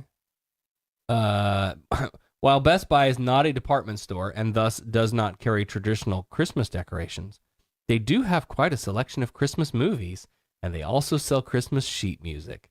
Contact Best Buy or call them at this number to thank them for celebrating Christmas. Right? But how very little that was to get on the nice list. Right. Bronner's Christmas Wonderland. Of course, Bronner's Christmas Wonderland. And Christ is all caps. Christmas Wonderland. As a Christian company, references to Jesus and the Nativity are very prominent. Yeah, moving on. ChristmasPlace.com. There are quite a few items labeled as holiday, but there are many more prominent products labeled as Christmas. Dillard's. Hallmark. Hobby Lobby. Of course. Staying true to their Christian values, Hobby Lobby celebrates Christmas in the best way. They're selling illegal artifacts from Iraq and no, wait, I'm sorry. That was last year's news. Their homepage prominently advertises Christmas products, and they carry many products printed with Merry Christmas. I gotta tell you, I love to walk through Hobby Lobby because it gives me great ideas of things that I can make out of By things buying that shit I can at buy Michael's? stuff at Yes. Michael's. Like, it gives me great ideas. I love to walk through their decor section. Right. But it's all so overpriced, and I can get the same stuff, and I can make it myself at Michael's. Sorry. Home Depot. JCPenney. Here's JCPenney's website. Most of the holiday trees, garlands, and lights are labeled as Christmas decorations. As far as the religious items go, there are several Advent calendars and nativity scenes from which to select. While these may be a smaller selection than other Christmas-themed items, they are still a part of JCPenney's product line. Can we pause for a minute? And this is probably just ignorance from not celebrating Christmas, and I have no idea why I'm even going to embarrass myself by asking this. Okay. What is an Advent calendar? Oh, it's like the countdown. How is that religious? We never did the Advent calendar either. But Just it's like- somebody will have to correct us because I don't know much about it. Oh, okay. Because I see Is them it all a the Catholic time. thing? It sounds like a Catholic. And I'm like, I don't understand what this is. And like, I've seen some cute ones, and I thought about getting some for the kids, but if it's like religious, I don't necessarily want to do that. It's definitely religious. I just don't know. Yeah. Next week on SarahTalk, Advent calendars. Kirkland's. Oh, of course. Kmart. Kmart's still in business? I thought Kmart and Sears were going bust after Christmas. They were going to try to make as much as they could, and then... Kohl's. Kohl's is definitely getting into the Christmas spirit. When searching Christmas in the search bar, several options mentioning Christmas items appear at the top. Christmas decorations, Christmas clothing, Christmas kitchen and dining, Christmas bed and bath, and Christmas jewelry. The use of the word Christmas is very prominent, and there are also many items depicting the nativity scene. Hold, please. Oh. Yeah. You're giving Disney hand signals to people who don't know No, what I'm they giving mean. it to you. Okay, so I have to pause because I have a prediction here, and I just want to get it before you get to... Dan says, Target, naughty or nice. Drum roll, please. I'm going to predict that they're on the naughty list because they let trans people use whichever bathroom they want. Oh, you're probably right. But I will definitely... let's save Target for last, and I will drum roll for you. Okay. I'm going to just... And if they are on the naughty list, it's just great. That's all the more reason for me to shop there. Okay. Where were we? Layman's Hardware. Lowe's, when searching for Christmas, several different categories pop up. All of Lowe's holiday decorations are labeled as Christmas decorations. They also have a specific section for Christmas supplies. Right. Macy's. Used to work at Macy's. Yeah. Similar to Lowe's, when we searched for the word Christmas items on Macy's website, there were multiple categories of Christmas products that appeared. Several of the items they sell actually say Merry Christmas. And the term Christmas far outweighs their use of the word holiday. Someone does this work. Okay, Macy's is, I don't know, for me, and maybe it's just because I worked there, I always thought of Macy's as like the gold star of Christmas decorations. Like when you go to a Macy's to see their Christmas decked out, and I did this for years. But like think of the Thanksgiving Day parade, and you think Macy's in New York City or wherever it is. Like it's like it's the gold star, right? But when I worked there, we had our Christmas section, but we were also very inclusive because we always set up a whole table just with like the Hanukkah stuff. We had the menorahs, and we had the dreidels, and we had all the stuff for Hanukkah too. And depending on where you were, which store you were at, you might get a different. We had a store that always did a Kwanzaa table in my district. So I don't know. I think they're more inclusive. Yeah. Than they made the nice list. So the Advent calendar is literally like the countdown to Jesus. It's celebrating the season of Advent, which is the waiting period up until Jesus' birth. Okay. Menards on the nice list. Oh, never been to Menards. Old Time Pottery claims to be your largest Christmas store. I wish we had an Old Time Pottery. I love them. They have a large selection of Christmas trees, ornaments, and other decorations. Sears. Going out of business? Staples. See, here's the one I'm talking about. There is little use of the word Christmas on Staples' website, but there is definitely a large variety of products like stationery and wrapping paper that mention the name. Mm-hmm. Staples also have thousands of Christmas decorations and Christmas-themed office supplies. So what's the metric here? You know what would be a good judge? What? I don't think that they should make the nice list if they opened their doors on Thanksgiving, because that's not a very Christ-like behavior to encourage people to leave their families during the time when they're supposed to be thankful to go get a good deal on a toaster. Thanksgiving isn't a Christian thing, though. You know, but you say a prayer around the table to Christ that all you're thankful for. Most Christians do. Okay, I'm going to confuse you here. Or maybe I'm building anticipation to the Target announcement. Maybe. On the nice list, Walmart. Of course they are. Walmart made our list very quickly. The company is not afraid to label their website categories as Christmas decorations. Oh, really? And many of their Christmas items are labeled as Christmas rather than holiday. There are also many options for nativity scenes. However, only some things say Merry Christmas, and there are more items and there are more items that say Happy Holidays. I call bullshit. How many weeks did I look shopping for a Christmas tree? Okay. You go into the Walmart app. Right, I'm going to do it. Did you have, are they listed as holiday trees? But watch, I'm going to show you. Okay, we're not. No. Okay, I'll explain it. You go into the Target app and there's a category and it says Christmas, right? Walmart doesn't have that on their app. They have holiday prep. That's what it's called. Okay. Just listen. I didn't make the list. I'm just saying. Okay, follow the money. Walmart. I get it. Walmart. All right, Alex. Just saying. Okay. Go on. Let's talk about some of the naughty list. Academy Sports and Outdoors. Barnes & Noble made the naughty list, as this well-known bookstore places little acknowledgement on the Christmas season, but rather the, quote, holiday season and gift-giving. Although the store sells Christian products, this bookstore has lost focus on the reason for the season. Again, if you want to know about the true reason for the season, you listen to SarahTalk's Christmas special. Burlington Coat Factory made the naughty list. Wonder why. Dick's Sporting Goods. Oh, because you can't go get your gun for Christmas. Darn. Gap and related stores made the naughty list. There are no references to Christmas or any biblical elements within product associations and advertisements. Only holiday is used to refer to the upcoming season. Gap has oscillated over the years, but this year it is back on the naughty list. J. Crew Outfitters. The Limited. The Loft.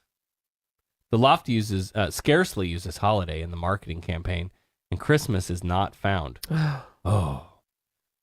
Lord & Taylor. This is one of those ones that was like, what? Lord & Taylor are praised for their 5th Street holiday window and incorporate the Christmas language into their products and marketing. So why didn't they make the nice list? However, the company, like many others, falls short of portraying what the Christmas season is about. Their reindeers and printed Santas hide the love of the nativity and the reason for gift giving. Rite Aid Pharmacy, also on the naughty list. Oh, and Walgreens was on the naughty list last year too. They didn't do CVS. TJ Maxx, also on the naughty list. All right, so you ready? Ready for this? I told you Walmart, right? Yeah, you told me Walmart made the nice list. Because the Waltons have all the money. Right. Okay, so here you go. Target is on the naughty list. Told you. What did they say? Why? I want to know. Because I can guarantee you that their internet shopping section says Christmas way more than Walmart. This large store has surprisingly few mentions of Christmas, but has references to, quote, pack your season full of merry, and offers seasonal ugly sweaters and a secret gifting room. Well, that sounds dirty. like the back room at the video rental place. Secret gifting room. Christmas is mentioned, but is not a main focus. You can contact Target and encourage them to not be so bashful about Christmas. Dun, dun, dun. I hear you. It's a category on their website. For Walmart, you actually have to type Christmas into the search bar. I hear you. I want that guy's phone number. I'm going to voicemail bomb him. Good luck. Asshole. You go right ahead. I will. That's ridiculous. All right. I'm sure there will be more to come in the war on Christmas. You have Starbucks cups and street preachers disrupting lines of people waiting to see Santa. Buckle up, kids. It's Christmas time is here. Ooh. All right, moving on. Tanzania's commissioner for the capital Dar es Salaam region in East Africa recently announced plans to round up and punish LGBT people, saying he didn't care about what other countries thought. Quote, "I prefer to anger those countries than to anger God." Well, he got his wish. Denmark, who is the second largest aid donor to Tanzania, announced this month that it is withholding the equivalent of $9.8 million in aid. Danish Development Minister Ulla Tornes, I'm not saying that right, sorry, Danes. I am very concerned about the negative development in Tanzania, most recently the totally unacceptable homophobic statements from a commissioner. I have therefore decided to withhold 65 million Danish krone, or about $9.8 million in the country. Respect for human rights is crucial for Denmark. Denmark, we agree. Yeah. Well done. Absolutely. Homosexual acts are illegal in Tanzania and punishable by up to 30 years in prison. Why are we still doing this? Yep. Why? Why haven't we figured this out yet? And As a human race. Yep.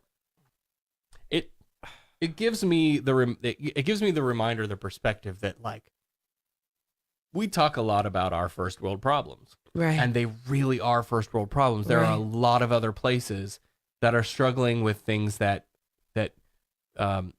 and maybe not in this case, that we got over hundreds of years ago. Right. But recently, at least, there are still places that have not come as far as we have. And I would love to go and help them do that rather than go and give them the Bible and get shot at with arrows. That's all I'm saying. Yeah. Can we just help people get caught up? Yep. A professor at Shawnee State University in Ohio has sued the school, claiming that administrators infringed upon his freedom of speech and religion by requiring him to respect transgender students' gender identities. Philosophy professor Nicholas Merriweather received a warning letter to his personal file this summer, which was disciplinary action for repeatedly refusing to respect a trans student in his class during the spring semester. He argues that he shouldn't have to address students according to their gender identity because he believes that gender is fixed and, quote, cannot be changed regardless of an individual's feelings or desires, end quote. Anti-LGBT hate group Alliance Defending Freedom is helping the professor, making garbage arguments in their court complaint like, quote, a person's gender identity can be affected by mood swings, whoa, end quote, or, quote, change depending on which friend you're with, end quote. Oh my. That's certainly not the experience of most trans people and gender nonconforming people. But let's permit the premise, right? Even if a person's gender identity is affected by their mood, wake up one day and I feel like a girl, and I wake up the next day and I feel like a bit more like a boy. So what? Then so what? How does that affect literally anything else? Well, and there are people who identify fluid. Sure. So yeah, that does happen. Again, like how does that? And yeah, well, and to the point about the changing depending on who you're with. Well, you know what? That might not necessarily be a true change. Yeah, that could be. I have to act this certain way with this person because they'll never accept me as my authentic self. Right. But then I have my circle of friends where I feel safe and I can. So yeah, screw these people in their ignorance. But none of that even matters, right? Because again, the court case, the substance of the complaint. So the substance of the complaint involves Elena Bruning, the student, who was routinely addressed by Merriweather in class as Mr. Bruning, and responding, "Yes, sir," during classroom interactions, even seeming to go out of his way to be a dick about it. She requested in January to be addressed with feminine titles and pronouns, but this professor refused. Jerk. Administrators agreed that Meriwether was violating the school's non-discrimination policy. He agreed to make an accommodation, but listen to this. Dr. Meriwether, what the fuck are you doing over there? Oh my God.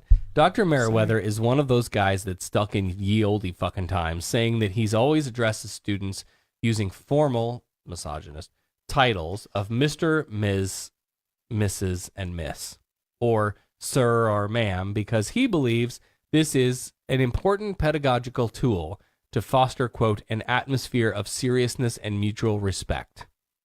The accommodation suggested by the dean was to just call students by their last names and not use titles or references to gender at all, but Meriwether didn't like that because it, quote, would undermine the serious pedagogical environment he seeks to create, because that is the way people refer to one another in junior high or on an athletic team. It is not the way scholars engaged in a serious, respectful enterprise refer to one another, end quote. Hop, hop, hop, hop, hop. That's how I hear this guy. Stuffy motherfucker. Yeah. So tell me how using a title system that has one label for all men are Mr., but 3 for women depending on their marital status. How is that in any way respectful to anyone? Right. Yet he agreed to do this for Bruning only. And Bruning rightly saw this as singling her out and threatened a Title IX complaint. In the first week of February, he referred to her as Mr. Bruning again. So she went to the university's Title IX coordinator, warning she would contact a lawyer if they couldn't resolve this. Stop it. You're making noise and driving me nuts. I'm not. So get this. So then Meriwether proposes another accommodation. Professor says he would agree to call people by their self-asserted gender identity, but only if he could put a disclaimer in his syllabus stating that he was only doing this under compulsion, along with an explanation of his personal and religious beliefs about gender identity. What? The dean said that would still violate the policy. So the school conducts an investigation, finds 2 other trans students, one who is facing the same exact issues with Meriwether and ultimately transferred to another class just to avoid him, and the other trans student who was in the process of changing their name and was afraid to tell Meriwether because he's made anti-queer views like this known in the classroom. This guy has no business teaching. No, period, absolutely anywhere. And I hope she wins this. Yeah. Or settles or like Something. whatever it is that'll Get him to out of there. But again, the school should have, because she's suing the school. The school should have taken action on this. Yeah, they needed to discipline him right away. Right, if you have a non-discrimination policy, they did the right thing first, I think. I think they tried to sit down at the table and say, Right. how can we amicably come up with a solution that, that we all agree with and we all feel good about? But I feel like as a But teacher, when that fails- yeah, he signs a contract and he's Right. held to an expectation. And if you can't live up to the expectation, you're voiding your own contract. Yeah. Right? I mean, it's as simple as that. So if he were a Right. football player and he knelt on the ground instead of stood at the flag, he would be out of a job right now. So anyway, Just saying. But the school, I think, needs to take action. Right, And whether absolutely. that's, the letter to file. Yeah. Is there something. another, what's the next step? Whatever their process is, I think they need to follow through on it. But anyway, here's another guy arguing my deeply held religious beliefs should come before all of the other civil rights. That's the argument. Can I have my black straps back for Dan, please? Whoa. You're going to strap Dan with some No. black straps? He says, my first world problem, Ruth Bader Ginsburg is no longer covered in bubble wrap. I may start a petition. You took that off. I did, and it's I funny. said something to you. As I took it off, I said, "Do you think that this is going to be a problem?" And then I said, "Well, I guess if she falls tomorrow, because the day she fell, our little one was playing with all of these dolls, and she fell. It's voodoo. Right? And so that's why I wrapped her in bubble wrap. There's no evidence for voodoo either. Okay, moving on. The Trump administration has asked the Supreme Court, now leaning a bit to the right, thanks to Brett I Like Beer Kavanaugh, to hear a challenge to Trump's policy banning most transgender people from military service. This policy was first announced via Trump's fireside Twitter in July 2017, and later officially released by the Secretary of Defense, which blocks individuals who suffer from gender dysphoria from serving with limited exceptions. District courts have so far blocked this policy from going into effect. The Ninth Circuit Court of Appeals heard arguments in a challenge earlier this year and will hear arguments again in December, but Trump wants to bypass the legal process and go straight to the Supreme Court. Because of course he does. Of course he does. I guess I can't say I'm surprised. So we're still, wasn't that came up really in 2016? That was brought up, right? But then the actual like policy started coming out in 2017, and here we are, 2018, and we're still like, Jesus Christ. And now the good news. There's good news. There's good news, and I'm giving you some good news to kind of we're going to end out the show here. Okay. Twitter has announced a new addition to its terms of service, which now prohibits misgendering and dead naming transgender people on its platform. Ooh, Twitter. Quote, we prohibit targeting individuals with repeated slurs, tropes, or other content that intends to dehumanize, degrade, or reinforce negative or harmful stereotypes about a protected category. This includes targeted misgendering or dead naming of transgender individuals, end quote. So, everybody, let's get to reporting. There's a ton of it out there. So apparently this change actually took place in October, but because nobody actually ever reads the terms of service, we just finally noticed it this week. They also talk about research showing that some groups are disproportionately targeted with online abuse, including women, people of color, LGBTQ, and so on. They also added a section called Consequences, very ominous, where they promise to permanently suspend any account which either breaks the rules too many times or is, quote, engaging primarily in abusive behavior, end quote. Of course, the real question will be, will they enforce these rules? Kind of how many times is too many times, right? If your account is primarily, so some people create these accounts just to troll, right? And they just go on and dead name and misgender people and use slurs. I'm curious to see how long it'll take before the president's Twitter account gets flagged for bullying or inappropriate. It should. Just saying. Now, there's no Florida man tonight. I'm sorry. I tried to find the stories and do the research, but instead, I want to leave you with a short story. Oh. I found this on a meme that's been circulating. So I can't speak to the accuracy of the story itself or the people, but the point is definitely spot on, and I think everybody needs to hear it. It's a photo of this young boy with the text, Jake, 8, transgender, Central Illinois. Wonder where in Central Illinois. I'm from Central Illinois. I want to know you, Jake. Let me know if you need help with your transition. Central Illinois is hard. From his mom on gender. I've always liked the analogy that a friend of ours made, Hannah Simpson. She compares being transgender to handedness.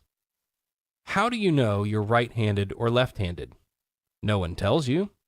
You're not born with a mark on your hand telling people which you are. You just know. When you put something in the wrong hand, you know then, too. You know it feels wrong, not right. That's how gender is. When a trans person is walking around the world in the gender they're not, they know it feels wrong. They just know. And when they transition, when they live authentically, it's like picking up a pencil in the correct hand. It feels good. It feels natural and organic and right.